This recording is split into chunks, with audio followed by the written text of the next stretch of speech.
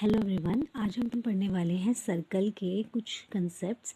Okay, तो सबसे पहली बात तो ये है कि सर्कल के ऊपर एक एक्सटर्नल पॉइंट पी या कोई भी पॉइंट है, उसे जब भी हम सर्कल पे टेंजेंट ड्रॉ करते हैं, दो टेंजेंट ड्रॉ करते हैं, तो उनकी लेंथ हमेशा आपस में इक्वल होगी, मतलब P A is equal to P B. और टेंजेंट क्या होता है? जो सर्कल को एक पॉइंट पर टच करके निकल जाता है, जैसे ए पे टच कर रहा है और बी पे टच कर रहा है, इंटरसेक्ट नहीं करता है, सिर्फ टच करके निकलता है। ओके, और एक और कंडीशन क्या होती है कि जहाँ पे वो टच कर रहा है वहाँ पे एंगल बनता है, कितने डिग्री का? 90 डिग्री का।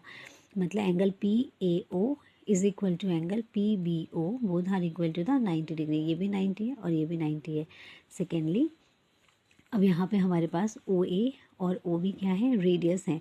दोनों रेडियस हैं, दोनों की लेंथ इक्वल है, तो ये जो ट्रायंगल बनेगी ओ ए बी, ये एक आइसोसेलेस ट्रायंगल बनेगी।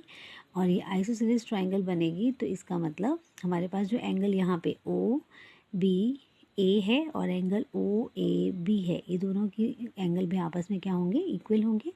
ठीक है।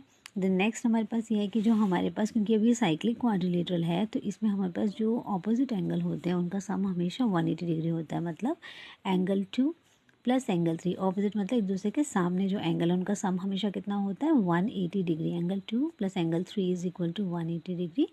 एंड जो सेंटर पर एंगल बनता है, जो सेंटर पर एंगल बन रहा है, मतलब एंगल ए ओ बी, ये हमेशा क्या होगा?